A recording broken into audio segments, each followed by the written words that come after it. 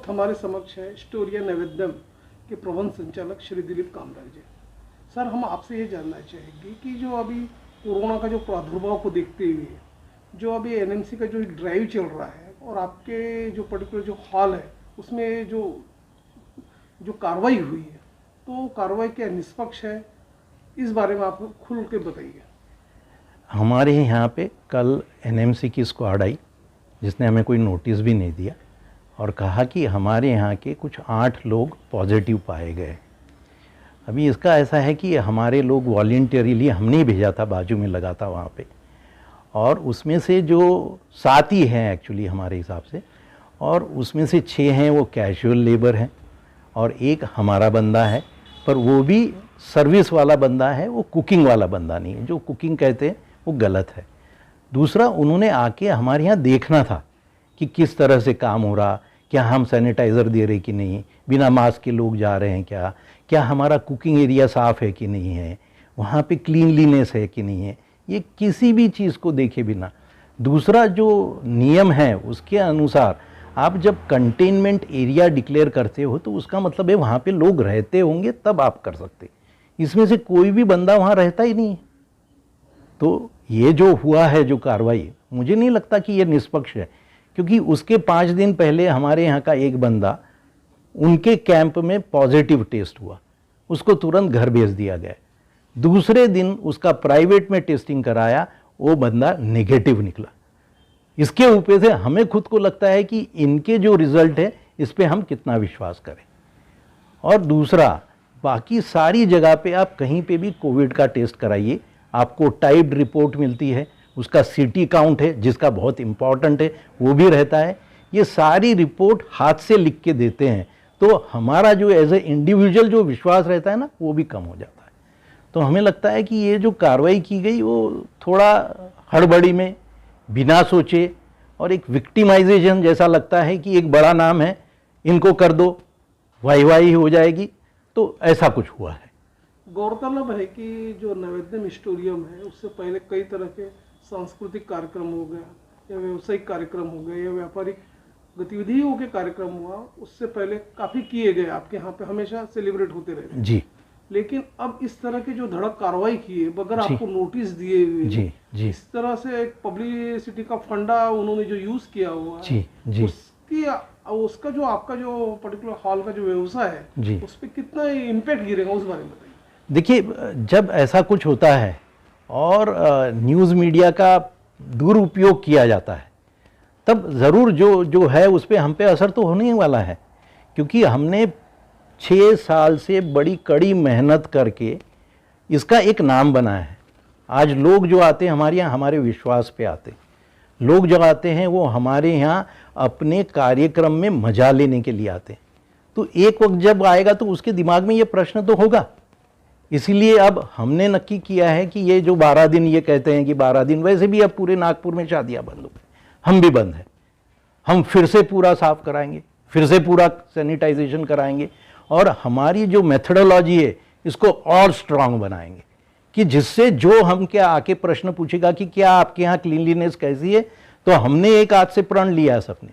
कि हम वो क्लीनलीनेस बताएंगे, वो तरीके से करके बताएंगे कि सारे लोग बोले कि नहीं, यदि कहीं जाने लायक है तो ये जगह। अब जबकि प्रशासन ने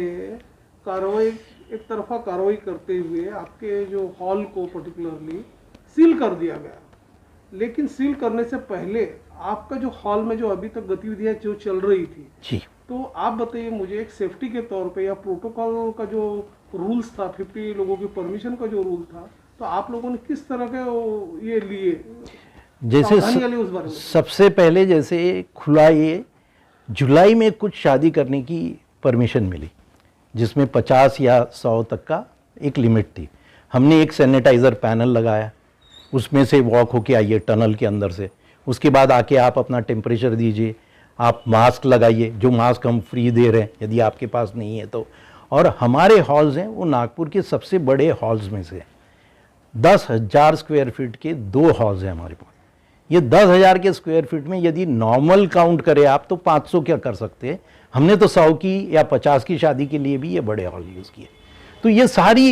एहतियात और हमारे सारे लोगों का काम पे लेने के पहले जब वो आए बाहर से या जो थे, सबका बिल्कुल कंटिन्यूअस मॉनिटरिंग कि वो जब आएगा तो उसका टेम्परेचर लिया जाएगा, उसको कहा जाएगा जो पब्लिक कांटेक्ट में है कि वो अपना मास्क लगा के रखे, कुकिंग के टाइम में पूरी एहतियात, टेम्परेचर्स ये वगैरह लेके, कि जो कुक होता है ना, वो फूड में आज तक कहा गया है कि उसमें कभी कोई कंटेमिनेशन रह ही नहीं सकता। सो कुकिंग मेथडोलॉजी वाज ऑलवेज कि हम हमारी सिस्टम को हमेशा स्ट्रांग बनाते हुए, क्योंकि हमने बड़ी मेहरबानी बड़े बड़े फंक्शंस किए हुए, हमने 3000 के, हमारे यहाँ जितने भी पॉलिटिशियन या जो भी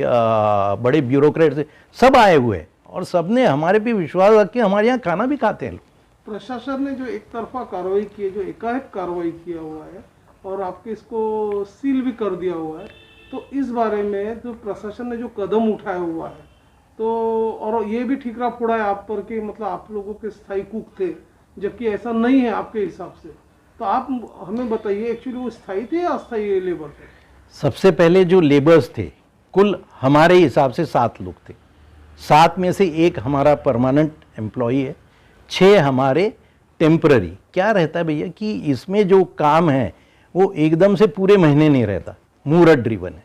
तो हम जो 3-4 दिन काम रहता है, हमारी लोकल लोगों की वो बनी हुई है, उसको फ़ोन कर देते ठेकेदार को, वो अपने 7-8 आदमी, ज़्यादा क्या लगते हैं, लोडिंग अनलोडिंग क्लीनिंग, बर्तन धोना ये वगैरह, इसके लिए बाइया वगैरह ये सब लेके आते। तो बाकी के थे वो थे, एक हमारा था, पर इसमें से कोई भी व्यक्ति कुकिंग रिलेटेड नहीं था कि जिसका किचन में कोई काम है।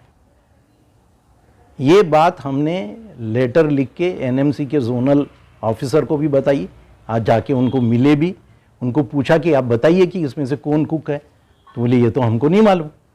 फिर उन्होंने भी एक्सेप्ट किया है कि ये नहीं है, और उन्होंने कहा है कि अब आप एक काम कीजिए कि 6 तारीख को आप आइए, 7 तक तो ऐसे भी बंद है, 6 को आइए, हम सारे स्टाफ का रिपोर्ट कराएंगे और उसके बाद आपको बताएंगे कि आप 7 से खोल सकते हैं कि नहीं।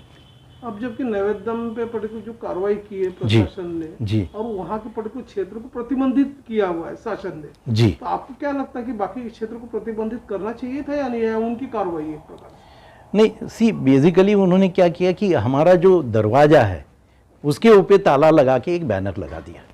अंदर जाने की तकलीफ भी नहीं किया है उन्होंने। यानी ये जो, इससे एक आप बात समझ सकते कि शायद ये एक दिखावे के लिए, वहां पे दूसरे 2 दरवाजे हैं, यदि मेरे को जाना रहता तो मैं वहां से जा सकता ना अंदर, क्योंकि उनको भी मालूम है यहां कोई रहता नहीं, इसका प्रादुर्भाव आजू बाजू में हो ही नहीं सकता। और हमारे फॉर्चुनेटली आगे पीछे बाजू में सब जगह कोई रहता ही नहीं है, there is no residential locality there, तो इसलिए कम से कम उस चीज से हम बेखबर है। अब आपकी प्रशासन से क्या मांग है? वही है कि भाई बी फेयर टू अस, आइए देखिए हमारी पूरी हर चीज को जांच परख कीजिए, and if you find us fit तब हमें यस करिए, पर ऐसा बिना एकदम की पॉजिटिव आ गए और बात किए बिना और सडनली ऐसा कोई एकदम जिसे कहते हैं एक तरफा कदम मत लीजिए। हम भी प्रशासन को मदद करने के लिए है यार, मैं भी देश का एक जिम्मेदार नागरिक हूं, मैं नहीं चाहता यदि मैं गलत करूंगा तो। और दूसरा एक जो है ना, मैं आज ये पूरी इंडस्ट्री की तरफ से ये पूछना चाहूँगा कि किसी के पास क्या ये कोई आंकड़े हैं क्या जो ये बताएगा कि शादी से ही ये फैलता है? कहना चाहूँगा कि नैवेद्यम हमेशा आपकी बेहतरीन के लिए काम करता आया है। हमने जब से कोविड लगा, सारे कोविड प्रोटोकॉल का और सारे शासन के नियमों का पालन किया है और कड़ाई से करेंगे, जिससे आपकी, हमारी और सबकी तबीयत और हमारी हेल्थ है वो दुरुस्त रहे। तो कृपया जैसा ही आपने हमारे में विश्वास पहले रखा था, रखिए, हमें प्रश्न पूछिए और कन्विंस होइए कि हम जो कहते हैं वो आपको करके बताएं।